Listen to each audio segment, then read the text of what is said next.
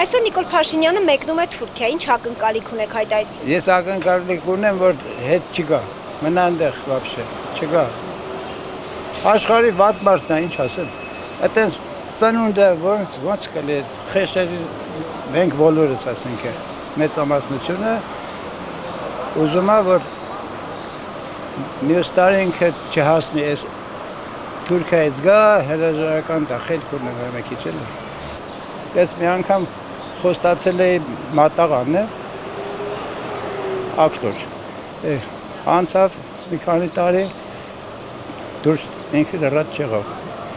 հետո էլ որոշեցի, որ գնա, ոչխար կարնեմ, մի հատ մատաղ կանեմ, էլի չստացվեց,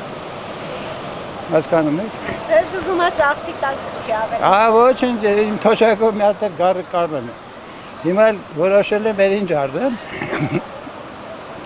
մենակ թե դա էդ է էլի։